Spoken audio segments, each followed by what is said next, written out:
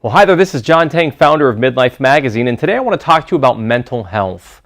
You know, in polite society, we have to dress nice, we have to look nice, we have to be nice, smell nice, and these are all parts of the exterior aspects of who we are that people see and can get the impression that everything is all right. But in reality, with all the stressors that are a part of life, especially in today's society, such is not always the case. And I want to tell you a little story about something that happened to me really not that many years ago. You know, I live a charmed life, and I even did back then. I have a beautiful wife. I have 4 wonderful children. I live in a beautiful neighborhood. In my work, I have the opportunity to travel around the United States, sometimes parts of the world, see exotic places, and do cool things. But despite that, there are some very specific trials and situations in my life that made living very difficult for me. The anger, the frustration. I felt lost, confused, and I really got to a point where I felt like I didn't see how I could go any further, if I really had a future. And I brought back lots of poison, lots of darkness back to my wife, back to my children, back to my home. And for years, my wife pled for me to get help, get professional help, something. Nothing was working otherwise.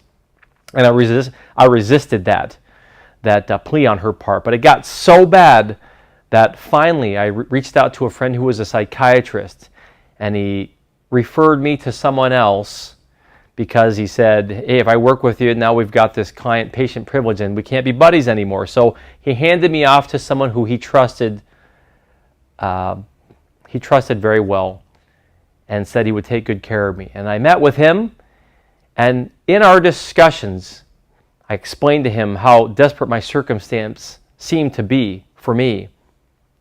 And he said, John, it looks like you got 2 options here in front of you. The first one you could frame in the narrative of that of a Greek tragedy. You know, what you explained to me was pretty difficult. So from a Greek tragedy standpoint, you know, perhaps you're at the final chapters of your own Greek tragedy. And we know how Greek tragedies end, they end tragic. And he said, so perhaps if this is the last time that we were to meet, I wish you well. And that was a very difficult thing to hear.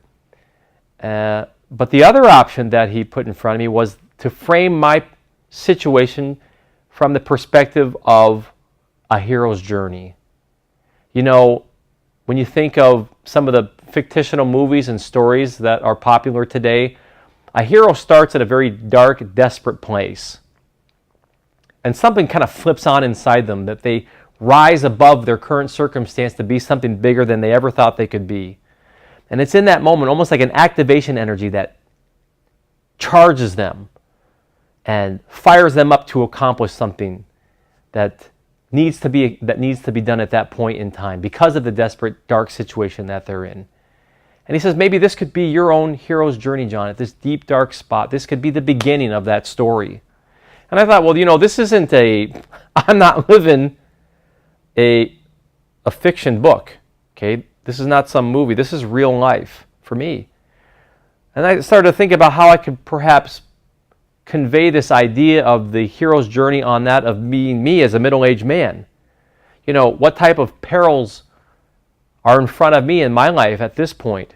What type of tools and resources, weapons, so to speak, do I have access to in my own life to help me defend myself against these perils, these threats, these enemies along the path? Who could I recruit to help me on this journey? And so from that was born a book. Over the last 4 years I've been writing. And it was that reference, that frame of reference to understand that despite my difficult circumstance, I could choose how I was going to react. Would I take the path of the Greek tragedy or that of the hero's journey? I would like to say that I took the path of the hero's journey. I wrote that book, and I'm living that story. And I want you to understand the power of reaching out to mental health professionals. From the outside looking in, my friends think I live a charmed life. I do live a charmed life.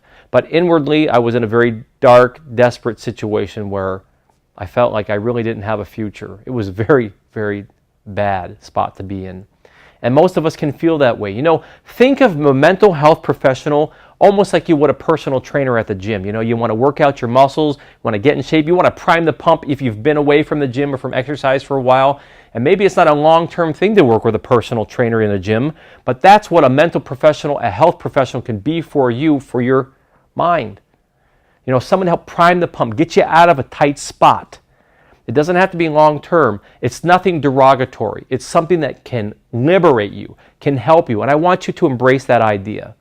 I'm not here to promote any specific type of mental health professional, but as you do your research, finding the right person to help you in your own particular challenge and circumstance can make a world of difference to get you out of that tight spot, to reframe your particular circumstance, and get you back on track to doing the things that you know and love that you can do, and that you're happy and you're blessed and destined to do in this world because of the talents that you've been given.